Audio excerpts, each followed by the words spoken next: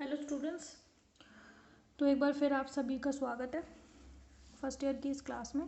ठीक है, तो हम लोगों ने जो पिछले कुछ वीडियोस में जो डिस्कस किया है वो किया है इनर्शियल और non inertial frame of reference, यानी कि जड़त्वीय और अजड़त्वीय निर्देश तंत्र। और इससे रिलेटेड जो भी कॉन्सेप्ट है वो आपके सभी क्लियर हो जाने चाहिए।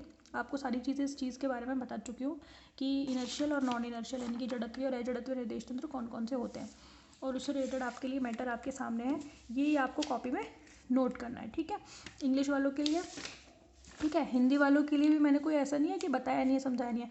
जो जो चीज़ इसमें लिखी हुई है ना इंग्लिश में, वो सबका मैंने हिंदी में बताया। तो आप वीडियो को रिप्ले पॉज रिवाइंड करके और जो हिंदी में वर्ड बोला है, जैसे मैंने इंग्लिश लिखी है वैसे ही मैंने उसकी हिंदी भी बोली है। ठीक है, इनकी तो क्या हिंदी हो गई, ये तो है जैसे ही रहेंगे। ठीक है, तो आप टेंशन मत लो लैंग्वेज की। फिजिक्स में लैंग्वेज यूज़ आती है लेकिन इतनी नहीं आती। आगे जाकर इतने डेरिवेशंस आएंगे, उनमें हिंदी इंग्लिश सब इक्वल हो जाएंगे। ठीक है, तो इतनी कोई इंग्लिश नहीं आएगी आगे जा कर के।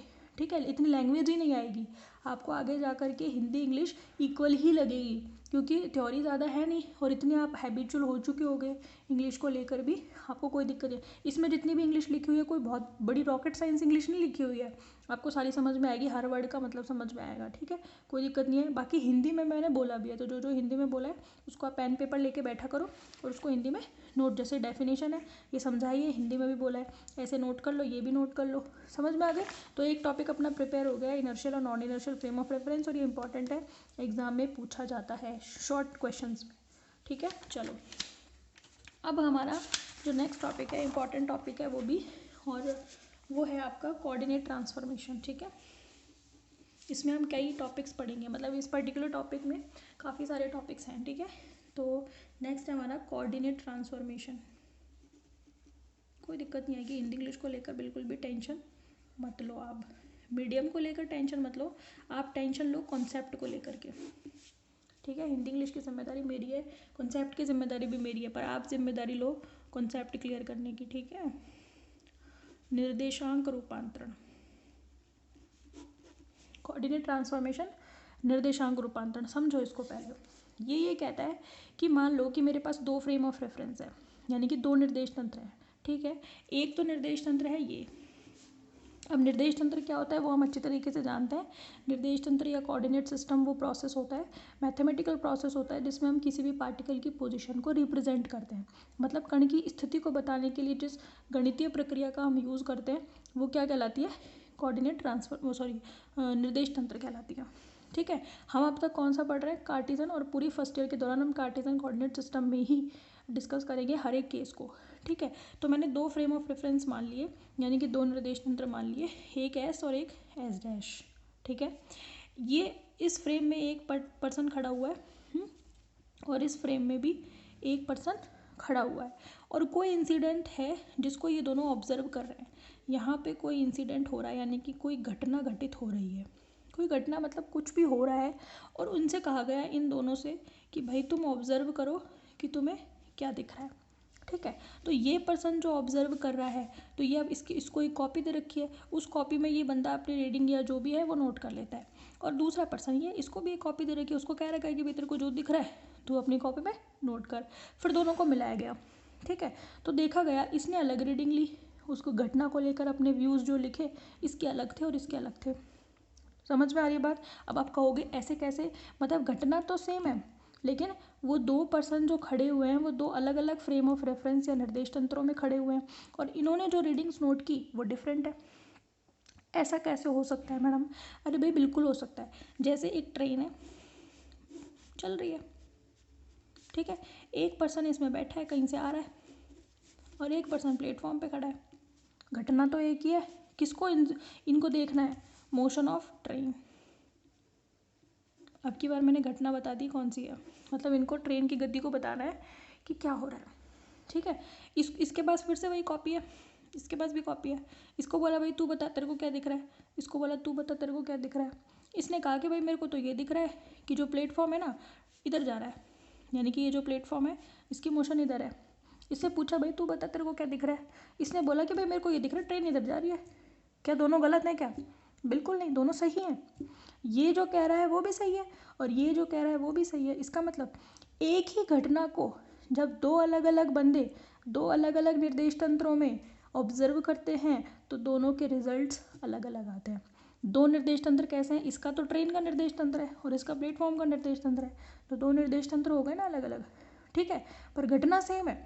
दोनों को यही पूछा बताओ तुम्हें क्या दिख रहा है, स्थितियाँ तो सेम है ना। एक टाइम पर जब आप प्लेटफॉर्म पे खड़े हो, ट्रेन आपके सामने से जा रही है, तो दो पर्सन अलग अलग जगहों पर, एक ट्रेन में एक प्लेटफॉर्म में, घटना तो सेम हो रही है ना, जगह तो सेम है, समझ में आ रही है। लेकिन रीडिंग्स दोनों की अलग है और दोनों ही सही है, गलत कोई सा भी नहीं है। ये कह रहा है प्लेटफॉर्म पीछे जा रहा है, सही है, ये कह रहा है ट्रेन आगे जा रही है इस डायरेक्शन में, ये भी सही है। तो इसका मतलब क्या है कि दो अलग अलग निर्देश तंत्रों में जब खड़े हुए व्यक्तियों के द्वारा किसी एक घटना को ऑब्जर्व या फिर उसको देखा जाता है, तो दोनों के द्वारा जो रीडिंग्स या जो भी ऑब्जर्वेशंस मिलते हैं या प्रेक्षण मिलते हैं वो अलग अलग होते हैं।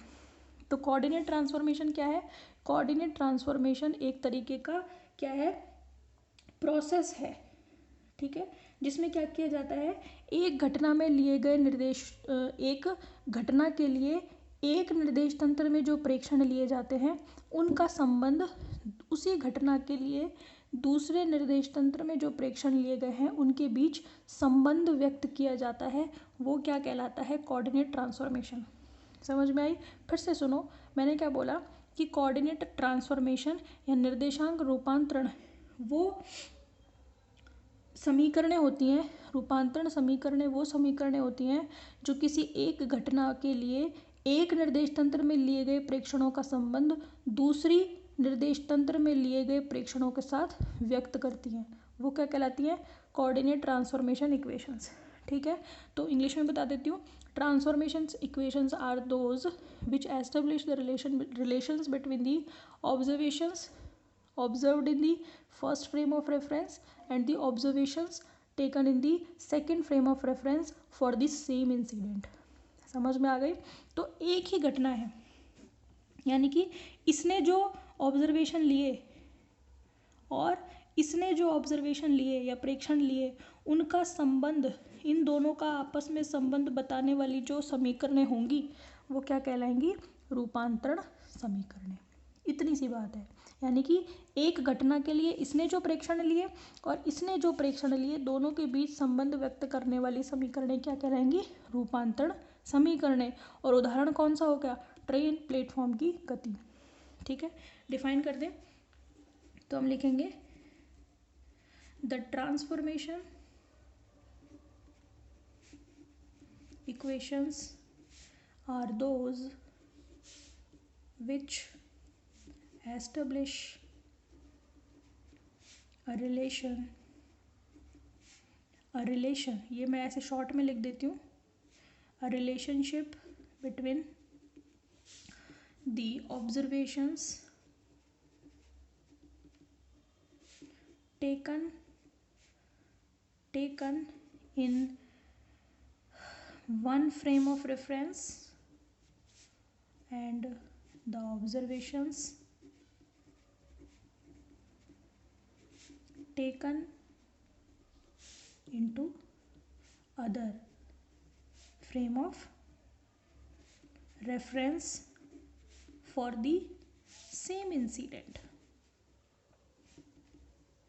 तो इंग्लिश वाले नोट कर लेंगे, हिंदी वालों के लिए सुनो उनको क्या लिखना है। मैंने क्या बोला है कि रूपांतरण समीकरणें वो समीकरण होती है जो किसी एक निर्देश तंत्र में लिए गए प्रेक्षणों का संबंध किसी दूसरे निर्देश तंत्र में लिए गए प्रेक्षणों के साथ व्यक्त करती है किसी भी एक घटना के लिए। बात समझ में आ गई? वो क्या कहलाती हैं, रूपांतरण समीकरणें। अब आप क्या लिख लोगे, ये डेफिनेशन लिख लोगे। समझ में आ गया, तरीका समझ में आ गया आपको? ऐसे ही चलना है आप अपन को हमेशा, ठीक है।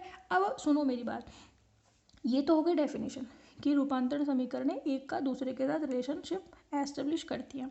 लेकिन इंपॉर्टेंट चीज़ देखो, अब ये चीज़ अभी आप सुनोगे और जैसे जैसे मैं आगे जाऊंगी उस चीज़ को सिद्ध करूंगी, ठीक है। मैं क्या बोल रही हूँ कि अगर निर्देश तंत्रों के बीच कोई आपेक्षिक गति नहीं होती, यानी कि फर्स्ट निर्देश तंत्र का दूसरे निर्देश तंत्र के सापेक्ष कोई मोशन नहीं हो रही, यानी कि दोनों के बीच या तो घूर्णन हो, सिर्फ दोनों में से या तो कोई एक घूर्णन करे या फिर एक इससे किसी निश्चित दूरी पर हो, ठीक है। तो जो ट्रांसफॉर्मेशन इक्वेशन या रूपांतरण समीकरण मिलेंगी वो समय पर निर्भर नहीं करेंगी, यानी कि टाइम डिपेंडेंट नहीं होंगी, यानी कि टाइम इंडिपेंडेंट होंगी। ये तो मतलब है, यानी कि वो समय आश्रित नहीं होंगी। मैंने क्या बोला, अगर दोनों निर्देश तंत्र जिनमें हम घटनाओं को ऑब्जर्व कर रहे हैं, अगर वो दोनों निर्देश तंत्र एक दूसरे के सापेक्ष कोई गति नहीं करते, they are not moving with respect to each other, ठीक है, ओनली दे विल रोटेट, यानी कि वो केवल क्या करे, घूर्णन करे या फिर एक दूसरे से किसी निश्चित दूरी पर हों, तो जो आने वाली रूपांतरण समीकरण होंगी वो समय पर निर्भर नहीं करेंगी। लेकिन अगर इसका रिवर्स हो, यानी कि दोनों के बीच कोई आपेक्षिक गति हो रही हो, या तो पहला दूसरे के रिस्पेक्ट में मूव कर रहा हो या दूसरा पहले के रिस्पेक्ट में मूव कर रहा हो, तो उस केस में जो ट्रांसफॉर्मेशन इक्वेशंस आएंगी they will depend upon time, यानी कि वो समय पर निर्भर करेंगी। तो हम क्या लिखेंगे, if there is no relative motion between first and second frame of reference, only there is rotation and translation, then obtained transformation equations will be time independent। ठीक है, मैंने क्या लिखा है इसमें कि अगर पहले और दूसरे के बीच कोई आपेक्षिक गति नहीं होती, क्या होता है, केवल घूर्णन और हस्तांतरण या स्थानांतरण होता है, तो उस केस में स्थानांतरण कह लो या एक दूसरे से किसी पर्टिकुलर, स्थानांतरण से मतलब है एक दूसरे से किसी डिस्टेंस पर होगी। स्थानांतरण से मतलब ये मत समझना कि दूसरा मूव कर रहा है, स्थानांतरण से मतलब है कि ये फ्रेम इस फ्रेम से किसी डिस्टेंस पर होगा, ठीक है। तो उस केस में आने वाली या प्राप्त होने वाली, ऑब्टेन्ड मतलब प्राप्त होने वाली जो रूपांतरण समीकरण होंगी वो समय अनाश्रित होंगी, या यूँ कह दो समय पर निर्भर नहीं करेंगी। समझ में आ गई। In reverse just opposite to this हम क्या लिख सकते हैं, similarly opposite to this, if there is relative motion between first and second frame of reference, then obtained transformation equations will be time dependent। यानी कि इसके विपरीत यदि पहले और दूसरे निर्देश तंत्रों के बीच आपेक्षिक गति होती है तो प्राप्त होने वाली जो रूपांतरण समीकरण होंगी वो समय पर निर्भर करेंगी। समझ में आ गई।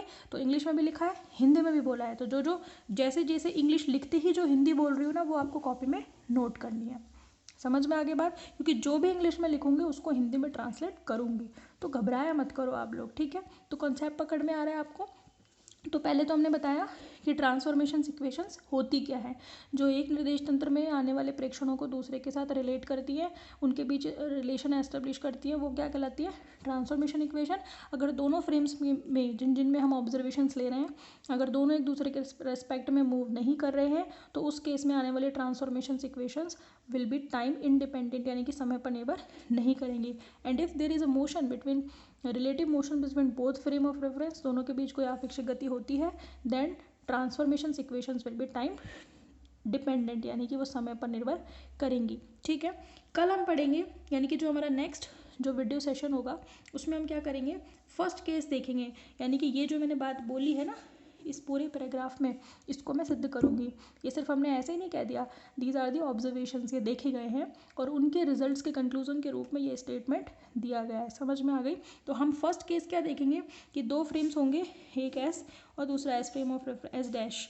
S dash frame of reference is at some distance, यानी कि इस फ्रेम से इस फ्रेम के बीच कुछ पर्टिकुलर डिस्टेंस है, आर नॉट मान लेंगे, ठीक है, और इसमें कोई पॉइंट है पी, ठीक है। इसके इस पॉइंट के इसके रेस्पेक्ट में कुछ कोऑर्डिनेट होंगे, इसके रेस्पेक्ट में भी कुछ कोऑर्डिनेट होंगे, दोनों के बीच में रिलेशन एस्टेब्लिश करेंगे और हम देखेंगे जो ट्रांसफॉर्मेशन इक्वेशंस आएंगी वो समय पर निर्भर नहीं करेंगी, क्योंकि दोनों के बीच में कोई आपेक्षिक गति नहीं हो रही, दोनों एक दूसरे से कॉन्स्टेंट डिस्टेंस पर है।